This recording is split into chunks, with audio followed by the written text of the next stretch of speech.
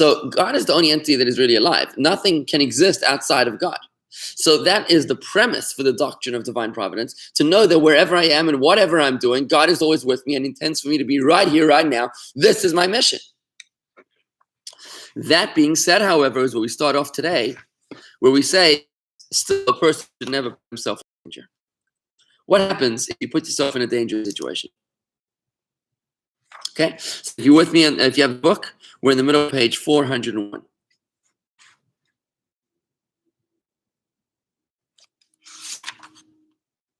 Okay, here it is.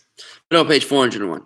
With a clear conviction that it is to give over to the decrees of the Creator may be exalted, and that the Creator's choice for him is the best choice, he must at the same time pursue means beneficial to him and choose what appears to him to be the best course of action in the matter, and God will carry out what he has foreordained.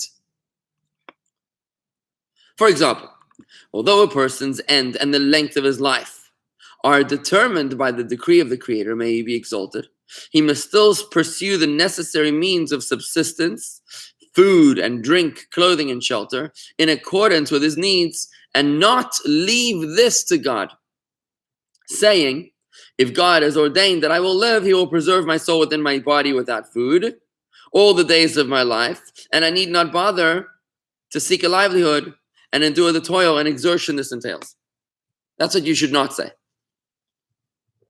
So you can't rely solely on God and say, God is in control, in full control, and therefore I'm going to sit here and wait for him to send me health, wealth, and all my needs taken care of. You cannot do that. Why?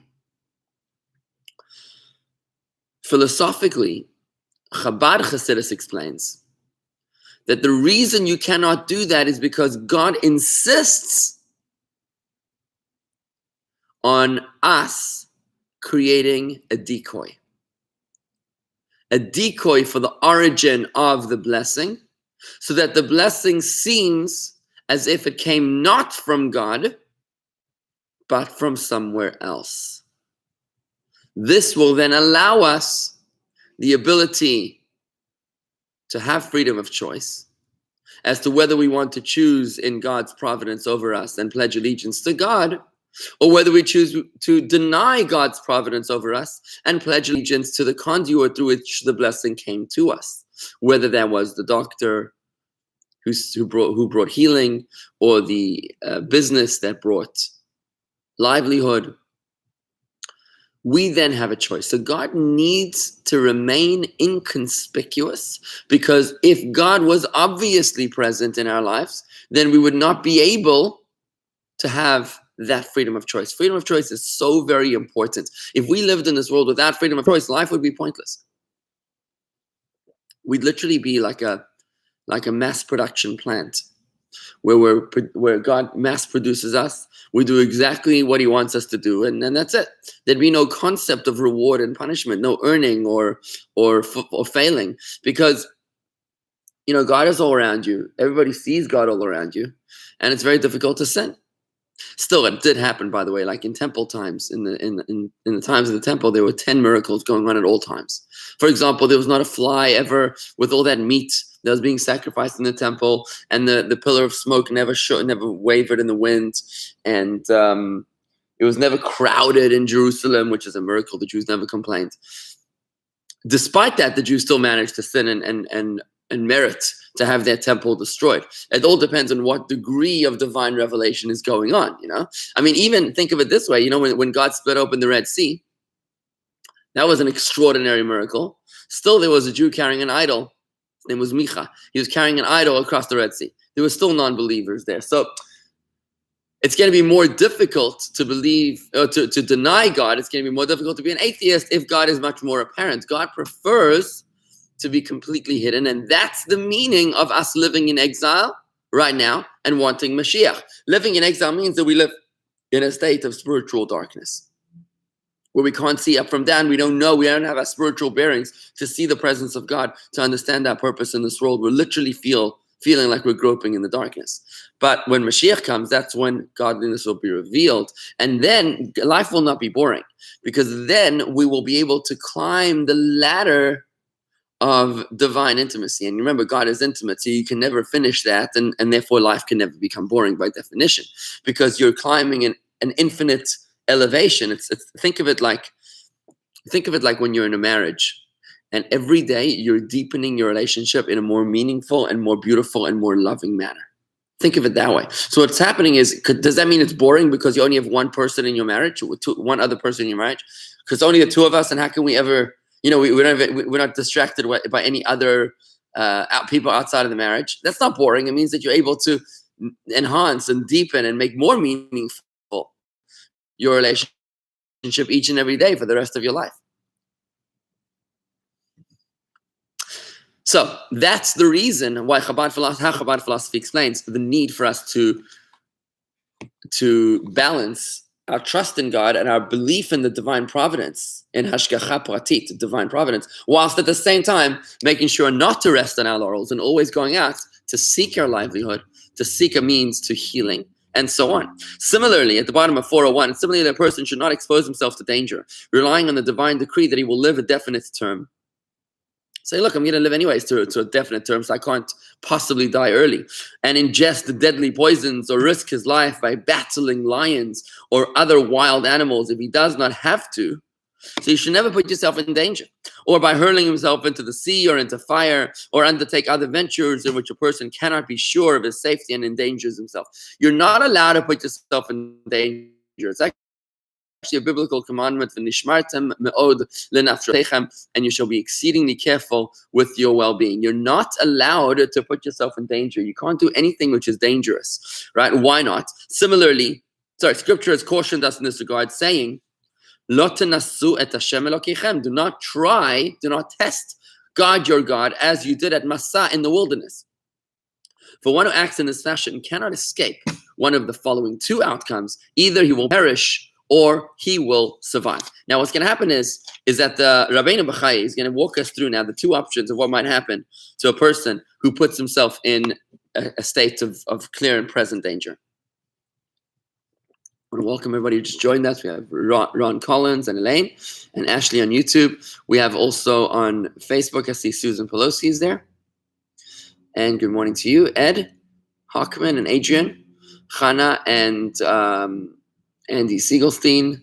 We have Sarah Kramer, Michael Stone. That's very nice. Jews not complaining is a miracle. This is true, Marty. Absolutely, I agree. And Harvey Barnett is back with us. Wonderful, Harvey. Good to see you guys. Okay, so when you put I got to tell you, it's so interesting when I see who's with me. It just helps me talking into the screen instead of sometimes it could be a low energy when I'm just talking to the screen. But when I see you there and I hear you're interacting, it just fills me up with energy and enthusiasm. Thank you.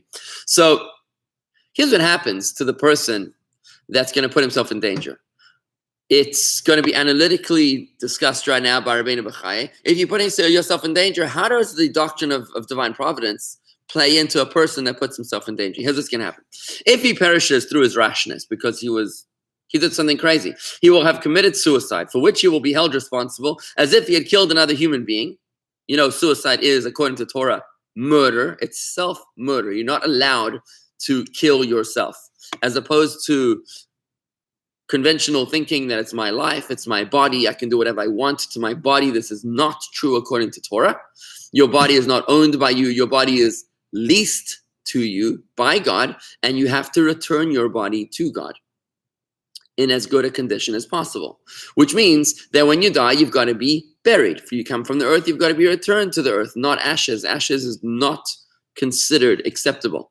Just like Mercedes-Benz wouldn't appreciate it if you returned the Mercedes back to them at the end of its lease in an urn, saying, oh, here's the ashes of the Mercedes that you leased to me. They wouldn't appreciate that. You've got to return it in its original form, which is the car. How they gave it to you, that's how you give it back, right? By the way, Chabad, Palm Beach Gardens, we have our own cemetery, and we would be talk to you about the options of having you included over there, having you with a spot over there. But our body's leased to us, and therefore you're not allowed to just have dangerous surgeries. You're not allowed to have tattoos. You're not allowed to have Suicide. Because suicide is self-murder, right? Notwithstanding the fact that dying in this way was in accordance with God's decree and took place with his permission. So even though a person could not have killed himself, if not that was actually God's will. Remember, we spoke about this before, that no one can ever end someone else's life or his own life if that is not the will of God. However, if a person's life was supposed to end, it would have ended one way or the other. The angel of death was sent on the mission. That person would have died. No questions asked. There's no way the person could have gotten out of that. When your time's up, your time's up. This is actually an interesting concept. Just an interesting concept, which I heard from Rabbi Manis Friedman. We were talking about the people that died in Pittsburgh, in the synagogue in Pittsburgh.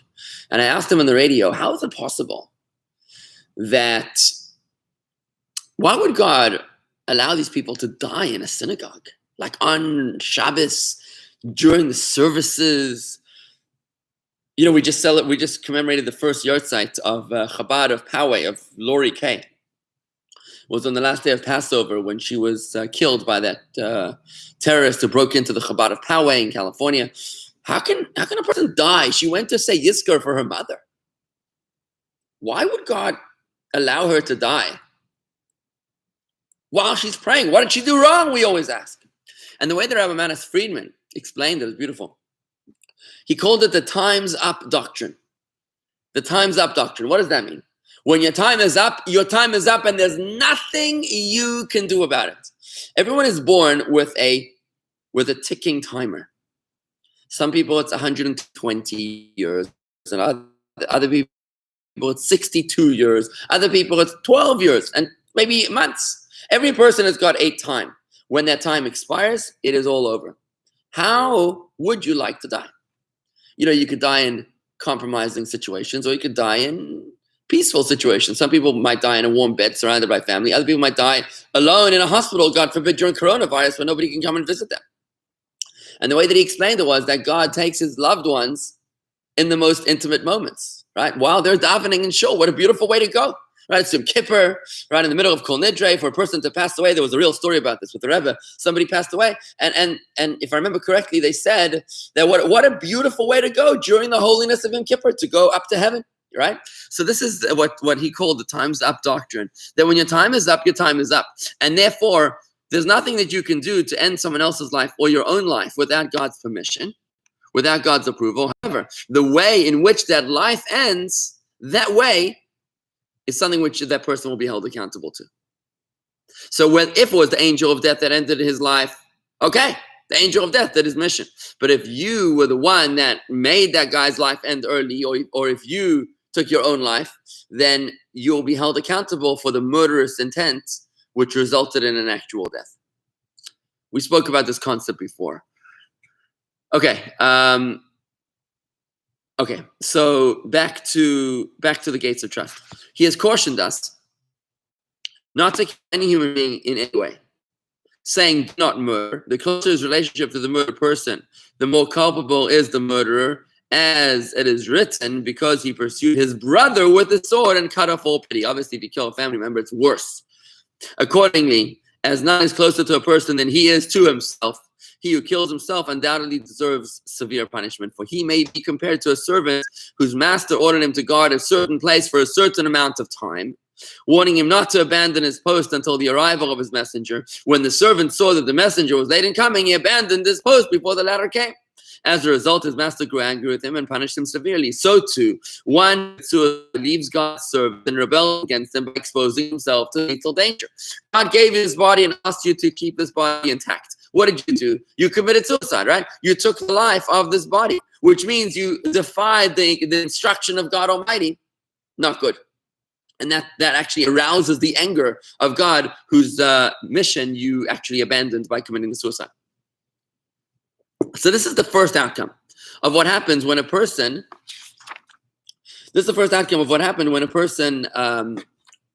puts himself in grave danger. Either he'll die or he'll survive. And that's the other option, which we're going to talk about in a moment. We might not get to that one today, but we'll try. So that is why you'll find that Samuel, the prophet Samuel, this is the prophet that anointed the first king of Israel, King Saul, and he also anointed the second king of Israel, King David, while King Saul was alive. God tells him to go and anoint the second king of Israel, David, who happens to be the hated son-in-law of King Saul, while King Saul was alive. So you can imagine that Samuel didn't feel very comfortable about this instruction. When God tells him to go and anoint David, he's worried that King Saul is going to kill him. And he doesn't want to put his life in danger. So he responds to God. He says, look, that's why you'll find that Samuel, the prophet, peace be upon him, said, how can I go? If Saul hears of it, he'll kill me. Is that a chutzpah to speak like that to God? God just told you to do something, do it. Samuel says, but I don't want to put my life in danger. He's obviously protecting his post. He understands that his life is entrusted, his body is entrusted to him, and therefore he's not supposed to put it in danger. It was not considered a lapse in his reliance on God. Rather, God's answer to him indicates that his prudence was commendable. As he said to him, take a heifer with you and say, I've come to sacrifice to God. So God tells him, bring a cow with you so that he won't be conspicuous. So that nobody will suspect him of having anointed the king, a new king of Israel, while the current king of Israel is still alive, which would be an act of treason. Take a heifer with you, so people will say that you were just there to offer a sacrifice, and therefore nobody will suspect your true intentions. If the prophet's question had been considered a lack of trust in God, the reply to him would have been, I put to death and I bring to life. I wounded and I heal. A quote from the end of the Torah, from Parshas Hazino. God would have said, what are you arguing with me? I'm in charge of life and death. If I sent you on a mission, nothing bad is going to happen to you. God would have said to him such a thing, but he didn't. He said, no, take a decoy, make it look like you're there for some other reason. Or the like, when Moses pleaded, but I am slow of speech and slow of tongue. When Moses complained to God and he told him, send someone else, God answered, who gave man a mouth? Who makes him dumb or deaf, seeing or blind? When Moses said, I don't want to be God's messenger, I'm not worthy, God says, what are you talking about? I'm in charge. Right? But God does not say that to Samuel. Why not? Because Samuel apparently was correct. Correct about not wanting to put his own life in danger, because a person is not supposed to put his life in danger. Now, just before I continue, I see Marty's question. What about a soldier going off to war? This surely puts his or her life in danger.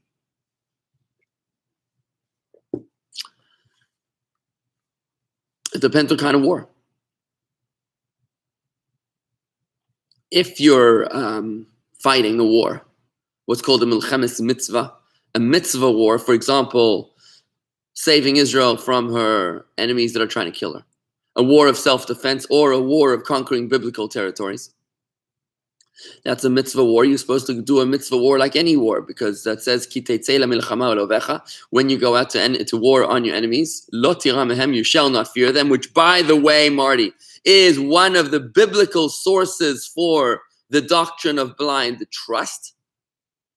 It says in the Torah, when you go out to war against your enemies, you shall not fear them. If you do fear them, you're sent back home from battle. 4 people are sent home from battle. One of them is the one that is afraid, because fear is the lack of trust. Where there is no trust, there is no blessing from God. It's like that faucet we spoke about, that you can have all the blessings, but if there's no trust, the faucet is closed. Where there is trust, the faucet flows, right? So blind trust draws upon yourself blind blessing. When you trust in God, you will win the war. If you fear, it means you don't trust in God. It means you will lose this war. So don't go to battle.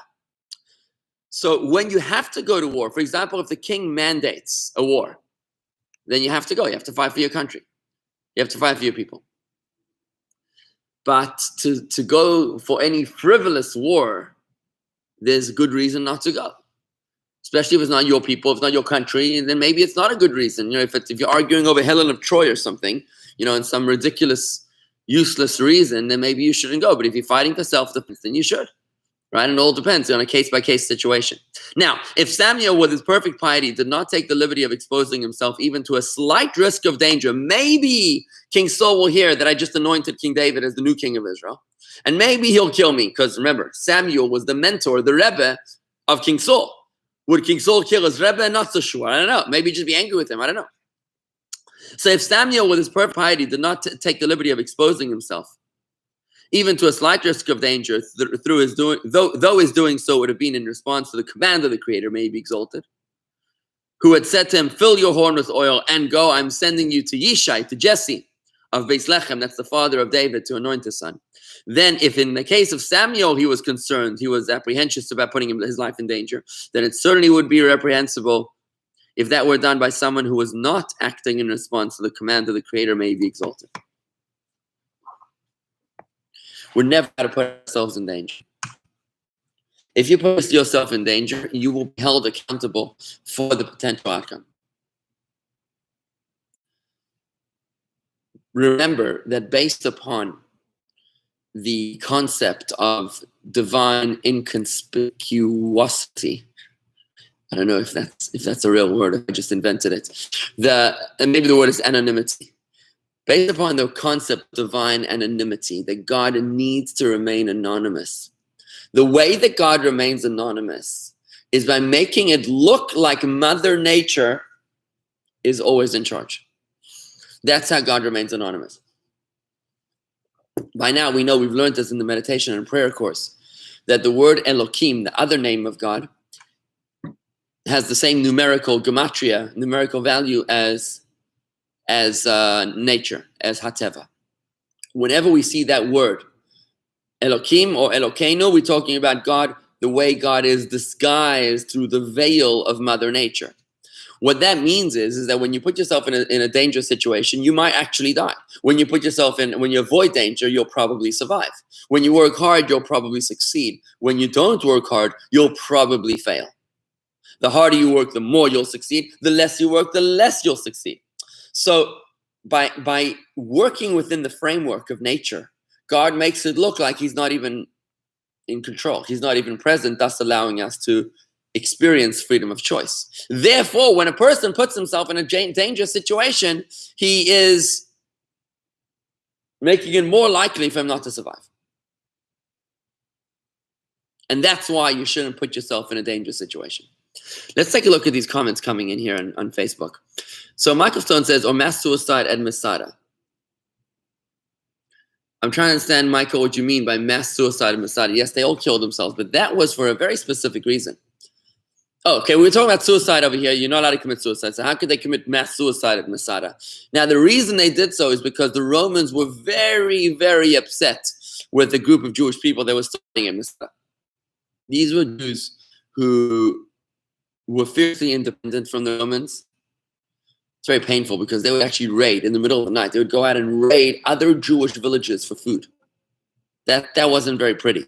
It's the less pretty side of Masada. But they did that. And there they were up on top of the mountain by the Dead Sea. And when the Romans eventually built that ramp, which is still there today, and they conquered Masada, the Jews on Masada knew that their death is not going to be pretty. They'll be fed to the lions and tigers and gladiators in the Colosseum. So rather than suffer the unspeakable tortures of Roman torture, they took their own life. And you're allowed to do that. You're allowed to commit suicide if you know that you're going to be unspeakable tortures. The same thing happened to King Saul, the first king of Israel, when he fell in battle and he knew that he was about to be captured alive by the Philistines. He actually fell upon his own sword. This, by the way, is the origin of the expression of falling on your own sword. It comes from King Saul, who asked his weapons bearer to kill him, and he couldn't do it to his own king. So it says he stuck the sword and he fell on it. He fell on his own sword because King Saul knew that he would suffer unspeakable tortures in the hands of the Philistines. Same thing happened to Samson, by the way. He took the house down. Remember that expression? Bring the house down. It comes from Samson, who was captured by the Philistines. They gouged out his eyes, and they were torturing him. And he figured, you know what? I'm going to just take down the house and bring everybody down together with me. I'll kill myself, but everybody else. And that way I won't have to suffer anymore. So you are allowed to commit suicide if it's in exchange, or if it's going to save you from unspeakable tortures. Okay, that's obviously a very special case scenario. Harvey, what about Queen Esther, who put her life in danger by approaching the king? Now, that's a fascinating question, Harvey. Queen Esther is, to me, one of the greatest people who ever lived. You see, not many people know that Queen Esther was actually married to Mordechai. Mordechai was not only her uncle, but also her husband. So what happened was that when Esther was taken to the king's palace, to Ahasuerus' palace, she was a married woman. And therefore, would this be considered adultery? No, because as long as Ahasuerus initiated any interaction, she was effectively raped. But when Esther approached King Ahasuerus, she put herself in danger to notify him to plead for her people, as Mordecai urged her to do. Now, for the first time, she was actually not just coming to talk to him, she was coming to seduce him. So this was effectively an act of adultery. Not only was she putting herself in danger in this world, Harvey, she was actually putting her entire portion in the world to come in jeopardy as well.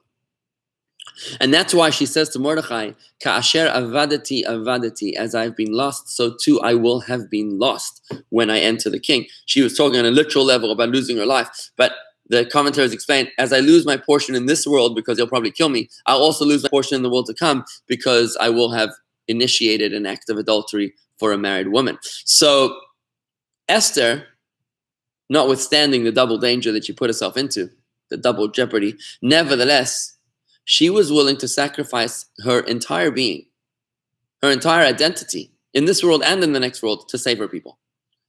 And that's another case of suicide, which she was effectively initiating, and it was a miracle that she survived that the king gave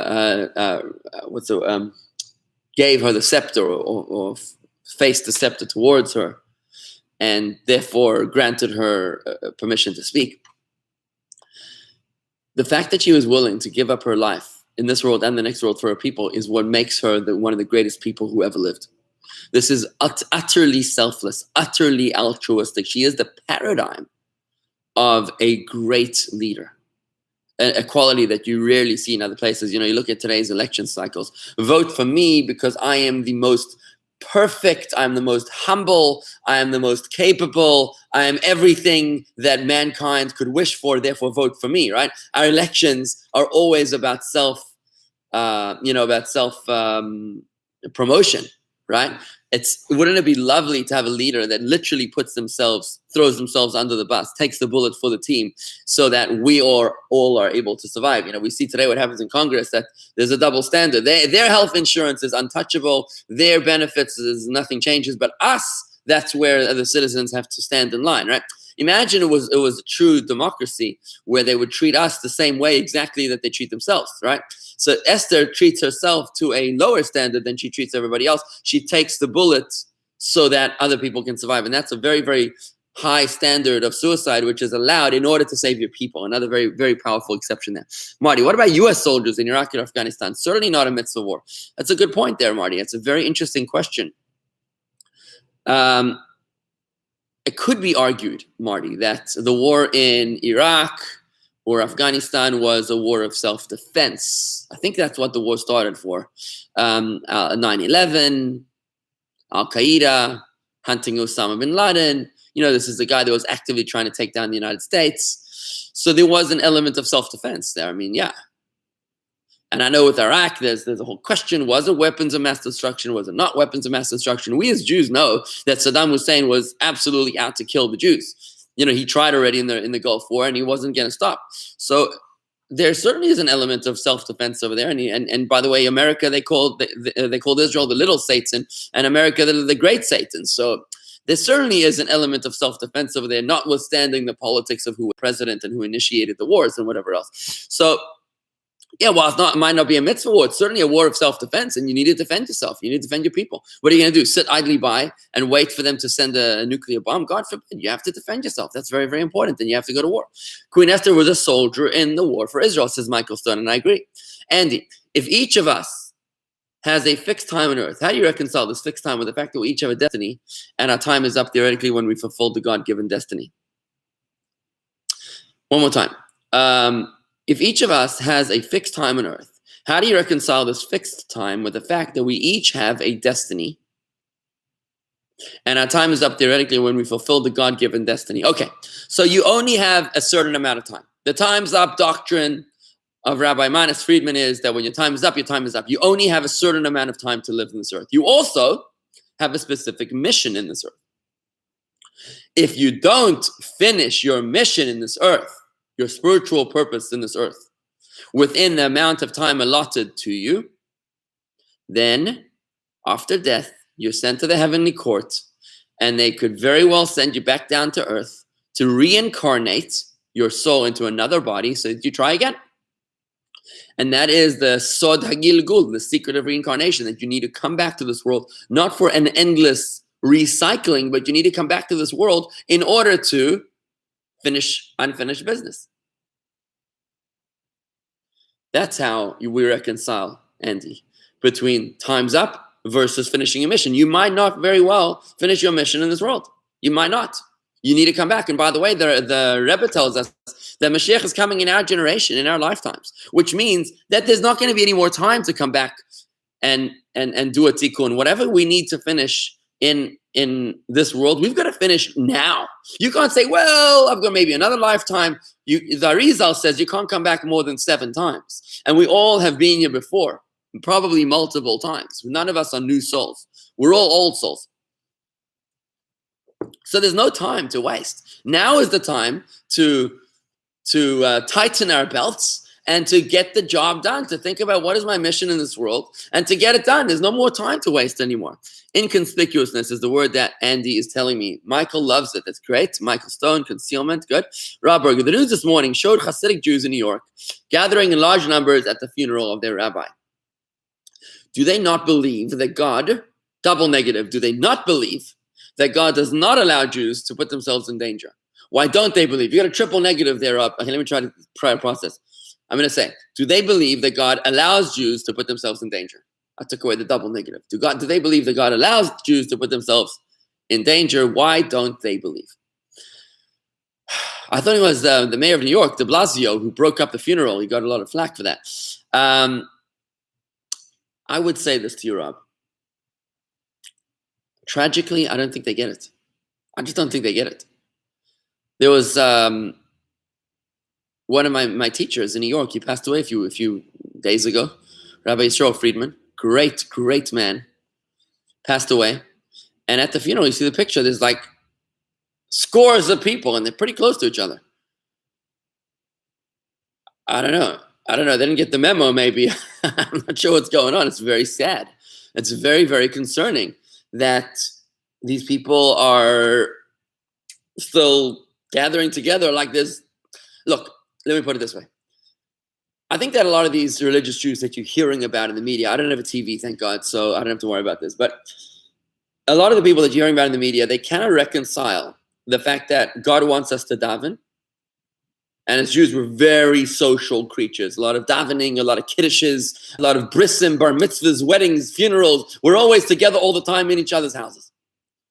They can't reconcile Jewish communal life and Jewish religious life together with social distancing. It's like something we've never heard of before. We've never experienced. There's nobody ever in the history of the Jewish people has ever had to keep arm's length away from each other. We've never had to do this. So they can't reconcile their faith with this new ruling, as if it's irreligious. So I think tragically they don't get it. But if they were loyal to this principle of not putting yourself in danger, and the majority of rabbis are pushing, the vast majority of rabbis are talking about, do not put yourself in danger. You're not allowed to put yourself in danger applying this principle. It's a very small minority of people that somehow think that they're immune, and they are absolutely putting themselves in danger. It's tragic. So yes, Rob, I want to agree with you. They just don't, they believe in God.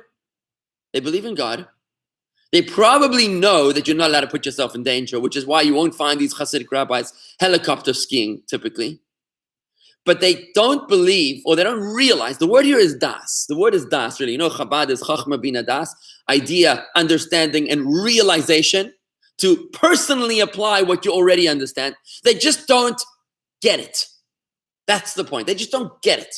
They're so set in their ways that they don't understand that I could die if I go to that minyan, if I go to that funeral or that wedding. They just don't get it. They're like, oh, it's a funeral, the big rabbi, I got to go. They're not thinking. That's what's happening. I think they know that it's dangerous. I think that they know that they're not allowed to put themselves in danger. I just don't think that they click. They don't realize. That's das, making a personal realization, taking a concept that's understood but not applied to oneself. I think it's like the Jews in the Holocaust. Think about it, guys. Think about it. They said it's never going to happen to me. Yes, they know it's happening in Poland. They know it's happening in Germany. But the Jews of, France, why didn't they run away? Why didn't they run away? Because it's not going to happen here. Somehow we as people have the self-defense mechanism to say it's never going to happen to me. I think that's what's going on. And it's not unique to Hasidic Jews, by the way. It's just that we happen to live much more social lives than anybody else. And also because with so many kids and engaging and mingling. And also because maybe the media loves to talk about them. Andy, my Masada excuse is hard to reconcile. I'm not buying it. The Masada excuse, remind me what I said. Oh, about committing suicide in order to save yourself from unspeakable torture? Really? Why are you not buying that? Is cancer unspeakable torture? Okay, now let me say this. This is a whole discussion in contemporary codifiers of Jewish law. What is considered unspeakable torture? The answer is that cancer is not. It's talking about being in the hands of a sadistic human being, like a Mengele. In the hands of God, you're in the hands of God. Cancer is the hands of God. There's nothing you can do about it. You can't run away from God. But if it is an evil human being that's going to try and prolong one's suffering to the maximum extent possible, that is a situation which you may be allowed to take your own life, like in the case of King Saul, who did nothing wrong. In fact, Samuel told him. There's a whole story about how before he went to that war, he actually went to a witch. Saul would kill all the witches, by the way. There was one remaining witch. He went to her. He brought Samuel back from the dead, a seance. He asked him, will I be successful in war tomorrow? And Samuel told him, you fail. You and your sons will die. But through your death, you will be atoning for your sins. And you'll join me in heaven tomorrow. So he knew that he was going to die. In any event, Andy, I'm not sure exactly why you're not buying it. Like, why not? Are you saying that a person should suffer? It's better to suffer unspeakable torture than to take your own life? I'm not understanding why you're not buying it. Okay, Rob, you taught us earlier that pulling the plug is not permissible. How do you reconcile that with what you just said, that it's okay to commit suicide to avoid torture? Pulling the plug is not suicide. Well, yes, it is suicide. Pulling the plug is often done for all the wrong reasons, Rob. I'm not sure if you're aware, but the hospital is a business. And they realize at a certain point that it's not worth it for us to spend X amount of dollars for this person to live another 5 years. We don't think it's worth it. Let's just advise the family to pull the plug, clear the bed, make room for someone else. We'll move on. Right? The medical insurance expires on a certain date. So there's no reason to keep this body alive. It's going to cost too much money out of pocket. Let's pull the plug. That's the problem with pulling the plug. Also, like I said before, cancer is not unspeakable torture. And therefore, so at least not legally speaking, I'm not condoning anybody suffering, God forbid. We should never know from such a thing. But I am saying that pulling the plug would be dealing with torture from God, so to speak. And that's not something you're allowed to do. But if you were dealing with torture from a human being, like being in the hands of Al-Qaeda, like being in the hands of Gaza, Hamas, like Gilad Shalit, now you're talking about if Gilad Shalit, there's a story of Hadar Golden, who's a soldier that they still haven't recovered his body. He was engaged, and he was getting ready to get married. During the war of Gaza, one of the wars recently, he went down into a tunnel and he told his friends, he told his troop, if I don't come back within 60 seconds, I'm dead. He goes into this tunnel, and it's unclear exactly what happened to him. But some say that he pulled a grenade or he killed himself. I'm not sure. I'm not sure exactly what happened. I don't know. But could it be that such a soldier would have taken his own life? If you're in a Gaza tunnel and you see militants coming towards you, you probably should take your own life. And if I'm not mistaken, that's what they tell the soldiers to do in the army. I do not know this for sure, but I think I heard it somewhere, that you should take your own life because it's the torture that a soldier would suffer in the hands of Hamas. It's so unspeakable that you don't ever want to deal with it.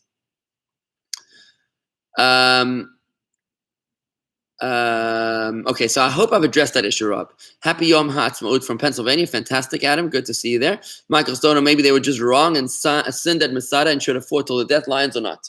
Lions? What lions? Lions? There were no lions of... Oh, lions of gladiators. Yeah. Sorry, Michael Stoner, I got it. Okay, so maybe they were wrong and sinned at Masada. I don't think they were wrong. I don't understand. I'm not sure why this is such a difficult concept to relate to. Like,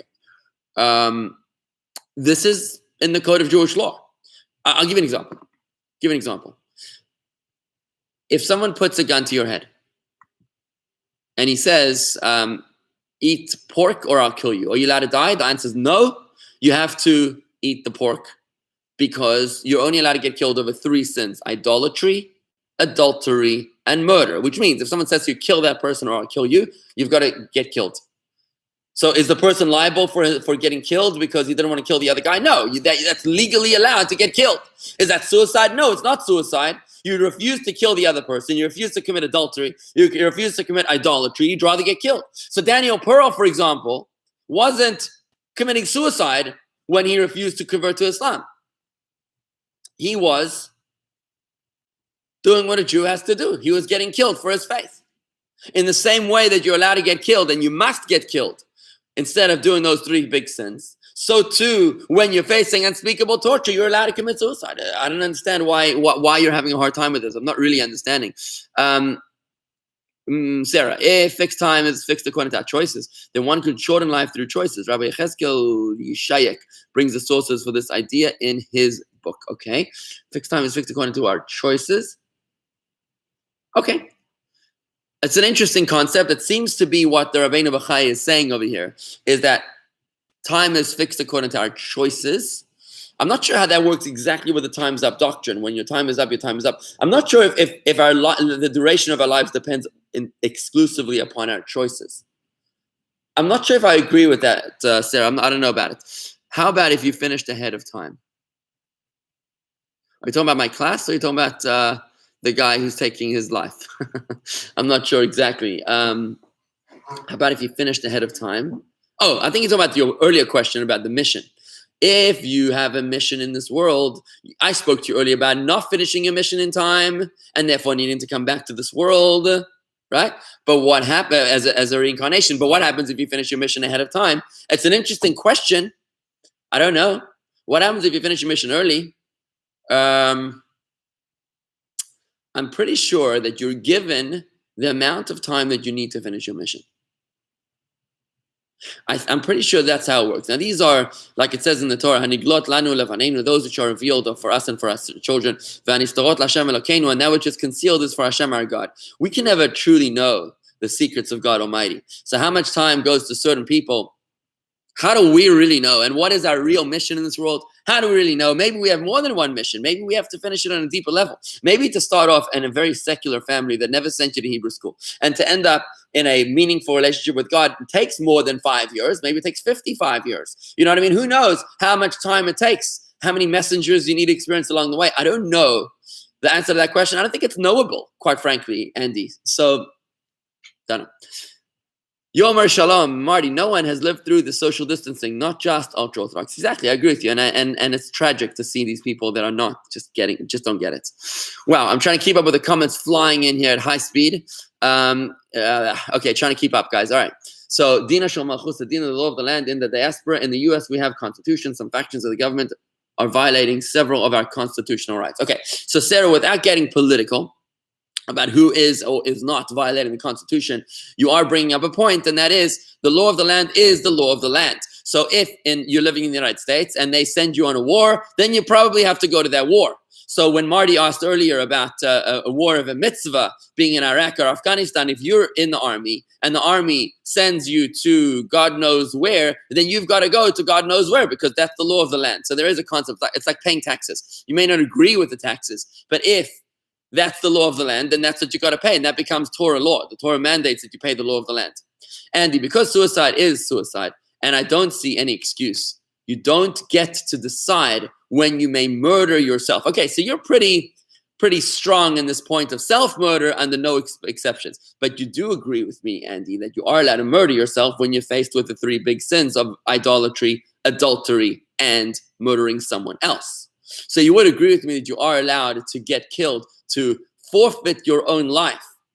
Maybe not at the hands of your own trigger, but you are allowed to forfeit your own life in order not to kill someone else. So you would agree with me with that, I think. And therefore, you realize that there are some exclusions to the prohibition of self-murder, of suicide, of allowing yourself to get killed.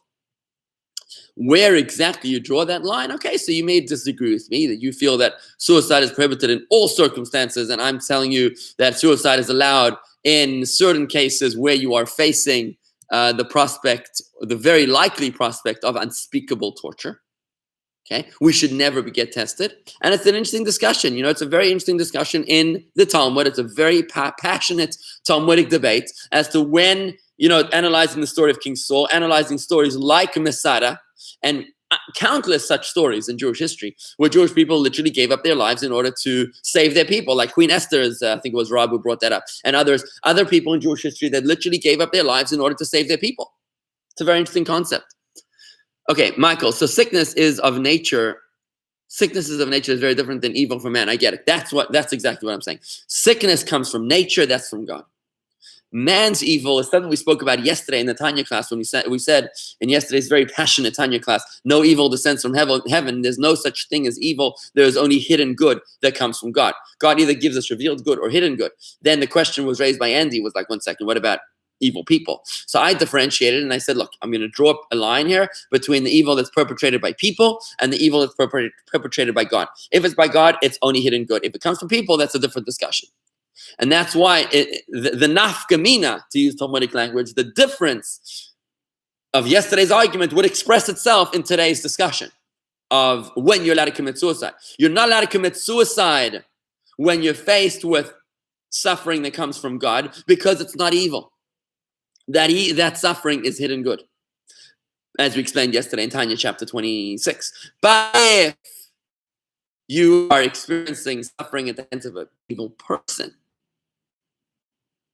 you could argue, based on today's Talmudic discussion, that since suicide is allowed when you're faced with suffering at the hands of another human being, that is not hidden good, that is real evil, hence you're allowed to take your own life.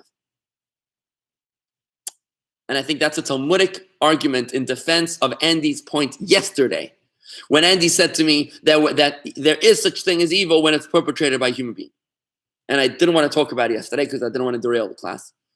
But today, I think in the context of suicide being allowed in the face of torture, I think you've got a very strong argument to say that there is such a thing as evil, that the Holocaust is pure evil because it was perpetrated by evil people, as opposed to something which comes directly from God, like a hurricane or a sickness or a financial setback, which is hidden good from God.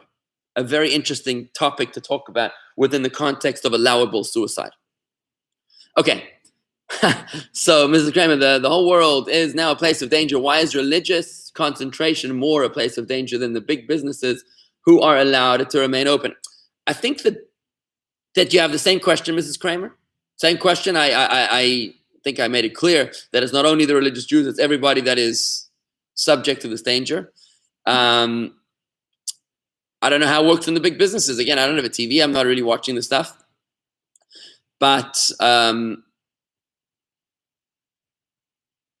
this is a much bigger discussion as to how this works, and I think beyond the pale of this Torah class today about whether the quarantine is how it works and exactly what the story is and how it affects the economy and all that kind of stuff. But the point is that you're right.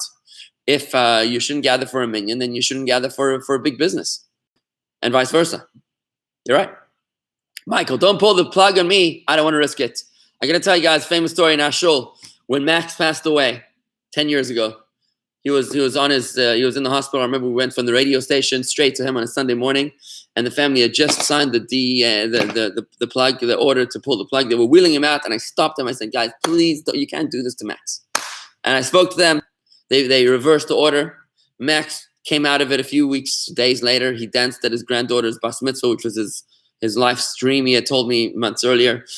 I think he flew to New York. He came back, and about 9 months or 11 months later, that's when he passed away. But you know what? Michael, you got it. We won't pull the plug on you. God forbid. You should never need.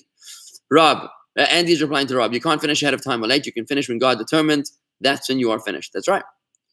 Andy, but that is murder by someone else. Their freedom of choice. Okay, so Andy still disagreeing with me, which is good. You're saying that in the case of murder, adultery, and idolatry, that's not suicide. That's still someone else killing you. Fine. Fair. Good point. Good Talmudic debate. Sarah, Rav Chanan was one former disciple of the Chafetz Chaim, said it was better to die a physical death in the Holocaust than to die a spiritual death in America.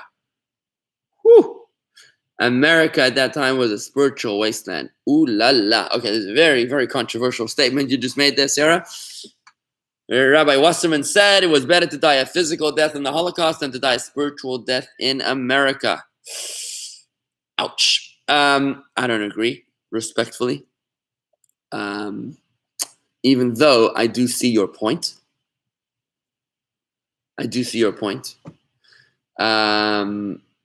There is something to be said about that. A lot to be said. In fact, when the Great Franco-Russian War took place in 1812, when Napoleon was promising religious freedoms and the Tsar was promising religious persecutions, obviously the majority of the Jewish people supported the victory of Napoleon. But the Alter Rebbe supported the victory of the Tsar. And he said that the French will liberate our bodies and persecute our souls. The Tsar will persecute our bodies and liberate our souls. Interesting idea here because it ties in perfectly with the doctrine of hidden good, where suffering that happens to us is really hidden good, which brings out God's love to us, as we spoke tremendously at length yesterday in the Tanya chapter 26. If you missed that class, you'll find it at youtube.com/Jewish Gardens. By the way, for a quick reminder, if you could please like this video and share this video on your Facebook or on your YouTube or something else, or subscribe on YouTube, share on Facebook and like on Facebook and friend on Facebook, then we can continue to spread the good word and help us reach more and more people. We really appreciate your support and assistance in that matter. So what a big topic it was today, this topic of suicide. I didn't realize it was going to be so intense. Whew, beautiful. Thank you for your feedback. But just to finish your comment over here, Sarah, is to say that there is something to be said about what you said. But I think it's a little too personal for us to say that the Jews should have stayed in the Holocaust and not left. It's too close to home because it's too recent, too fresh in our minds. So I think it's a bit of an emotional discussion on that, which would really derail our class right now. So let me just keep on going. Marty, what about suicide committed by a person with a mental illness? Okay, now, a person with a mental illness, Marty, you should know like this, that a person who commits suicide, are they allowed to be buried in a Jewish cemetery? Do you know? Is a person who commits suicide allowed to be buried in a Jewish cemetery, yes or no?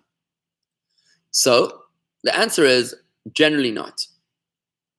I'm looking at Kobe, 1 second. I just see Kobe wrote something here on YouTube. Yom Kippur was some soldiers commit suicide and some gone to prisoners of war. What do you think about it? Kobe, I did not know that in the Yom Kippur War, some soldiers committed suicide. I know the Yom Kippur War was like a war that we lost. We didn't win that war. We lost 3,000 soldiers. It was Israel's 9/11 because we didn't believe that the enemy was actually going to attack us, and we refused to be the ones viewed by the world as the aggressors, as the initiators. God forbid. Golda Meir refused to pull the trigger. It was tragic. So, Kobe, I didn't know that this. I mean, I knew that we lost a lot of people in the Yom Kippur War, over 3,000 soldiers, but I didn't know that they committed suicide. I want to tell you, there is a beautiful story which I want to share with you in connection with yesterday's Yom HaZikaron, just on this exact topic, Kobe. And that is that in, I think it was 1987, the Rebbe gave a directive that it was an Eit Ratzon, it was a propitious time of divine blessing.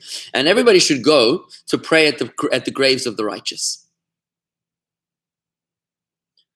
So That's what happened. Around the world, everybody went to daven at the graves of the righteous to intercede, to ask them to intercede on their behalf before God. In Eilat, apparently there's no righteous graves. Famous tzaddikim that are buried in in Eilat. So the shluchim of Eilat, the Chabad rabbis in Eilat, they decided that they were going to go to the military cemetery in Eilat to pray at the graves of the military fallen. Afterwards, they wrote to the Rebbe that this is what they did. And the Rebbe responded with a response that indicated, it was like a 3-letter, very standard response, but it seemed to indicate that the Rebbe was endorsing what they had done. And I just want to share that story with you to say that the soldiers of Israel are those who gave up their lives so that we could have ours. They gave up their freedoms so that we could have our freedom. These are people that died for their Jewish identity. And they are very, very holy people. Anybody that died because he's a Jew, that died fighting to protect the Jewish people, is considered kadoshim, holy ones. And therefore I want to say that to speak about the soldiers who committed suicide, who are we? Mi ani, ma ani, who am I and what am I to even dare to criticize their actions? Okay. I cannot imagine what it would be like to be a prisoner of war in the hands of the Arabs. To be a prisoner of war in the hands of the Jews, very, very comfortable existence. You know, the terrorists, when they go to Israeli jails, that's when they learn Hebrew, that's when they get a college degree, that's when they learn all sorts of things. It's not bad at all being in an Israeli jail. But being in an Arab jail, I cannot imagine the brutality of the torture that goes on in that 7th century mindset. So I would think, Kobe, that any of those soldiers that committed suicide, and again, I didn't know about it, would be completely okay. That's my opinion. Elaine, how do you classify the deaths of Rabbi Akiva and the martyrs? I mean, they were killed. What does this do with suicide? I don't understand. The fact, because there was a decree that you're not allowed to study Torah, and Rabbi Akiva went out and he studied Torah. So was he taking his life in his own hands? That's probably your question. Was he forfeiting his life by studying Torah? So the answer to that question is that Rabbi Akiva was, he said like this: if we study Torah, then we are like a fish in water who may or may not be captured by the nets of the fishermen. But if we abandon Torah, then we're like a fish outside of water who definitely will suffocate. Whether or not the Romans will catch us, whether or not the fishermen will catch us, we're not sure. But if we're out of water, then we definitely will die because we don't have our oxygen, because a Jew without Torah is like a fish without water. So that's the approach of Rabbi Akiva to justify why he was even going ahead to put himself in jeopardy, which really ties in perfectly, Elaine, now I realize, with what we're learning. Are you allowed to put yourself in danger? How could Rabbi Akiva study Torah knowing that the Romans are going to catch him? He was doing so because he was asked to do the impossible. He was asked to stop studying Torah, and a Jew without Torah is like a fish without water, which will definitely die. If we study Torah, we may die, we may not die, because we may be caught. If we abandon Torah, we definitely will die, because a Jew without Torah doesn't survive spiritually. So, therefore, Elaine, Rabbi Akiva put himself in danger because he had no choice. He was asked to do the impossible. It's imagine like the Romans would say to him, okay, anybody who breathes is going to be killed. You're not putting yourself in danger by breathing. That's what you have to do to survive. And that's why I don't have any doubt that Rabbi Akiva was not responsible for putting his own life in danger by studying Torah. Great question, though. Kobe, many died in the Suez Canal bunkers. Agreed.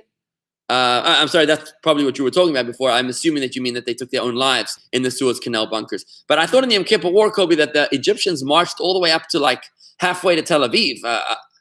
I imagine what happened was that when they were guarding in the Suez Canal bunkers, and I remember reading about this, and they were caught unprepared, and the Egyptians were marching en masse towards them, they saw that they were hopelessly outnumbered. That's when they took their own lives. Got it. Makes sense. Susan, if you choose to not have medical treatment and you die, is that suicide? No, that is not suicide. I'll tell you why. Because a person who is in a medical condition, I didn't realize that suicide was going to be such a big topic. It's very interesting, fascinating. Your questions really bring me to life here. Thank you. So I'll say this to you. When it comes to somebody in the hospital and talking about the whole conversation about pulling the plug and the DNR, which is the do not resuscitate, pulling the plug would mean denying the person one of three mandatory needs: air, food, water, oxygen, hydration, nutrition. If you deny someone oxygen, hydration, or nutrition, that is murdering them. That's what happens when you pull the plug. You deny them oxygen, hydration, or nutrition, or all three. However, if you decline to have medical treatment, for example, you're 95 years old, very sick, and you decide not to have a heart transplant, that's not murder. That's not suicide, because the surgery itself might kill you, right? So to decline having additional treatment is a discussion you have to have with your rabbi on a case-by-case basis. In all cases, even in a 104-year-old, one of our members died last night at 104 years old. Tragic. Hopefully we'll send out an email today. But to deny anybody food, air, or water, that is considered murder or suicide. But to decline medical treatment, that is not considered taking your life in your own hand. Absolutely not a problem. Okay, back to Facebook comments. So back to Facebook comments about Marty's very interesting question about suicide committed with person with mental illness. So I started saying before, I think I got distracted when I said that you're not allowed to be buried in a Jewish cemetery if you committed suicide. Why? Because someone who dies, someone who is considered an evil person, Russia is not allowed to be buried amongst the rest of the Jewish people. He's got to be buried outside of the Jewish cemetery. Someone who died in an act of murder obviously did not have time to do teshuvah, to do repentance. It takes 1 second to do repentance, by the way. But to do teshuvah means that you have a sincere regret in the past and a sincere commitment to change the future, and you are perfectly kosher. Perfectly. 100%. The Talmud tells us that if a person gives a woman a ring and he says, "You are now betrothed to me on condition that I am a tzaddik," a righteous person, she needs a get from him. She's legally married. Why? Because since it takes only a split second to do teshuvah, therefore it's quite possible that happened in the now, and therefore she's considered legally married. Now, someone who dies during an act of self-murder obviously had no time to do teshuvah. Therefore, they're considered dying in sin, and therefore that person has to be buried outside of the Jewish cemetery. This is also the origin of the tattoos, that somebody with a tattoo cannot be buried in a Jewish cemetery. The reason for that is because a tattoo is a sin that you can't really erase. Today, I guess you can erase it, but still, the fact that you have the tattoo, we're not talking about Holocaust tattoos, by the way, those are signs of holiness. They're not evil, God forbid, in terms of sin. But someone with that tattoo, obviously they could regret the tattoo and do teshuvah. There's nothing wrong with that. But when it comes to suicide, the person, since they physically don't have a chance to do teshuvah, therefore we say that they can't be buried in a Jewish cemetery. However, today, we always bury suicide in a Jewish cemetery. And the reason is because we attribute it to mental illness. Why would anybody take their own life unless they were crazy? And if they're crazy, they're not liable to their own actions. When somebody commits suicide by jumping off a building, we say that they probably changed their minds on the way down and regretted it, but it was too late, and therefore we bury them in the Jewish cemetery. But anybody, even if they pull a trigger on their own head, is considered still righteous. Why? Because we attribute it to mental illness. We say it's really not their fault. Finished. So the answer to your question, Marty, is an absolute yes. Rob, say if someone gives me COVID-19, God forbid, which came from an act of man in China, not God, and I'm suffering in the hospital, I'm dying, suicide is okay, but if I get cancer, which comes from God, I can't. That makes no sense. Okay, no. You're getting a little too Talmudic here, Rob. How do you know that COVID-19 is an act of God, is an act of man? A man in China, what, because he ate the bat? I don't know if that's an act of man. And how do you know that somebody is not eating an octopus right now somewhere and then starting some other illness? The fact that this came about is an act of God. I think a pandemic is an act of God. That's what I think. I don't know if you could say, unless it's like some biological weapon, which is a whole interesting conspiracy theory. I don't know about that. But that would be an interesting discussion, by the way, about whether that was a biological weapon, if this is an act of man. Very interesting question. But For example, mustard gas. When Gulf War, so Saddam Hussein, they all had gas masks in Israel because they knew that he was putting gas on poison gas on the Scud missiles. That's an interesting question. But when it comes to pandemics, that's typically an act of God. So cancer, you can't pull the plug, and COVID-19, you can't pull the plug. No, can't. I think both cases you're not allowed. Ed Hochman, in the 1920s, immigration laws were adopted to reduce Jews and Eastern European immigration. Okay, I'm not sure what that's in reference to. Sarah, there are hundreds of board-certified doctors who can document that cancer is a chronic disease is about 75% preventable. Okay. Marty, yes, there was a great anti-Semitism back then. I'm not sure if I missed something over here. It looks like there's a whole discussion going on, which I'm not sure is what it's about. And this is the challenge of doing this a class over YouTube like this. I'm not exactly sure what you're referring to. How anti-Semitism fit in here, I'm not getting it. Not really just Michael Stone, also obesity is the biggest factor in COVID death. Interesting, obesity, the biggest factor in COVID death. So could argue that those people help the COVID do its job.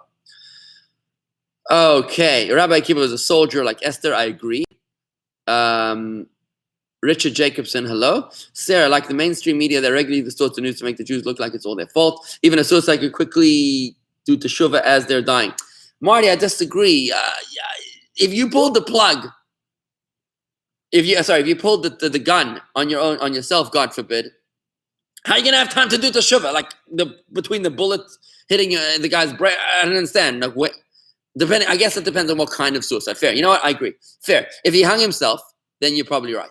If the guy hung himself, for sure, yeah, he had a few seconds to do teshuvah. But if it was like a bullet, I can't imagine how you would have had at that time. But I'm sure you can understand and relate to what I just said, which is that you are allowed to. The way we rule today is that we say it's mental illness, and therefore we give them a pass to say that they weren't in charge of their own faculties. So difficult when we can't respond verbally. I agree. I meant jumping off the roof. Yes, jumping off the roof is definitely an opportunity for you to be able to do teshuvah. So you certainly agree with me. Good. Okay, great. Back to YouTube. If you choose not to have medical treatment and you die, is that suicide? Well, it depends what kind of medical treatment you're declining. Like, for example, if you choose not to use a respirator like in COVID-19, or if you're choosing not to have invasive surgery that may or may not prolong life. There's a difference between surgery which is necessary to keep you alive and surgery which might let you live longer. It's a very interesting discussion.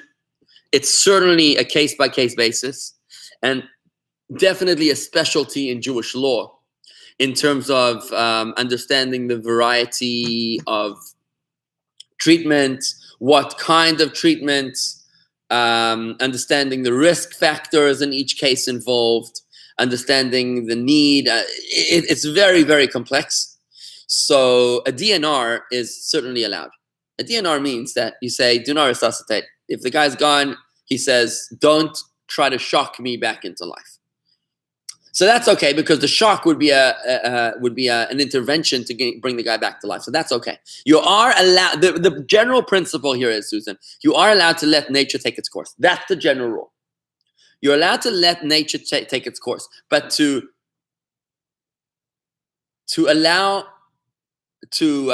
hasten death, that's murder. To hasten end of life, that is not allowed, like pulling the plug.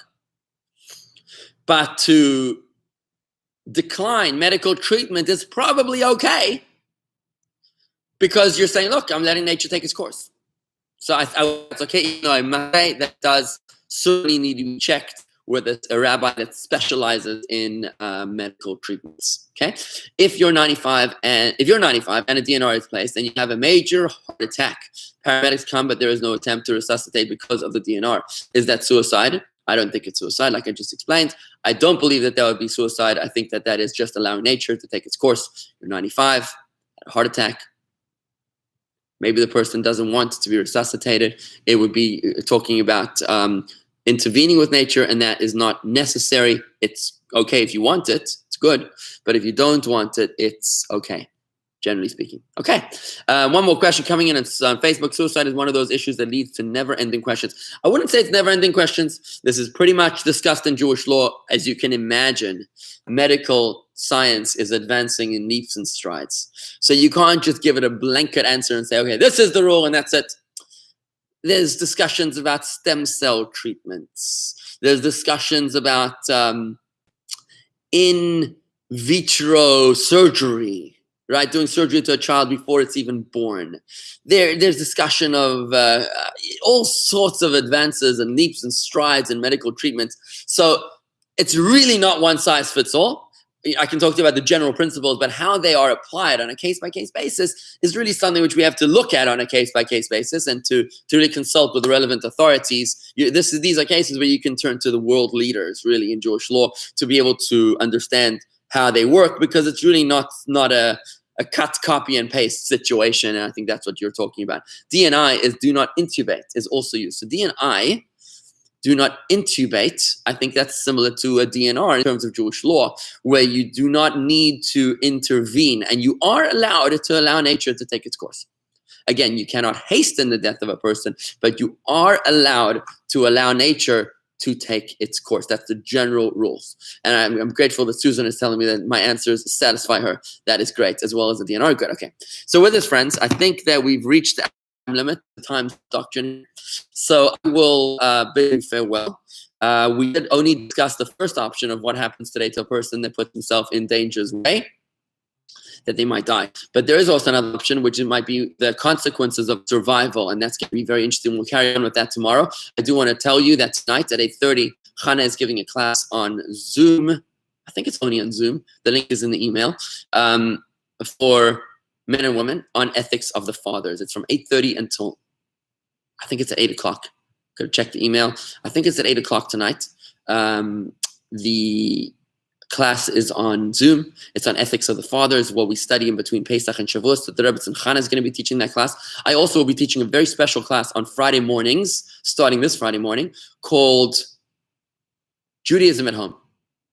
You know, while it may be argued that all the synagogues are closed, the counter argument is that synagogues have opened in every single home, Jewish home around the world, where we're all praying at home, we're all sanctifying our homes. And what this course is about how we can make our homes truly sanctified, permeated with holiness, talking about the various mitzvahs that apply to our homes, the things that we can do at our homes to make them more Jewish and a place where God is more comfortable. That's taking place on Friday mornings during the Souls on Fire class, which is at 8:30 on Friday morning. So hopefully we'll see you all there. Let me check if there's any final comments coming in.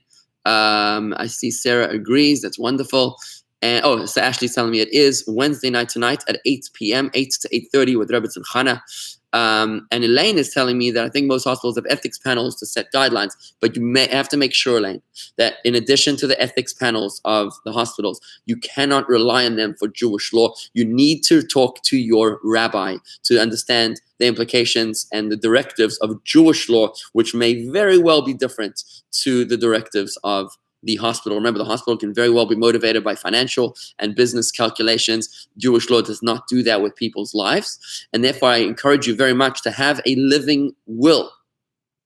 A living will is something which is your directive, your medical directive for end of life, or which would incorporate DNI or DNR, do not intubate, do not resuscitate, how you would want them to deal with you if you were incapacitated, right? But in addition to a living will, I encourage you to have a halachic will.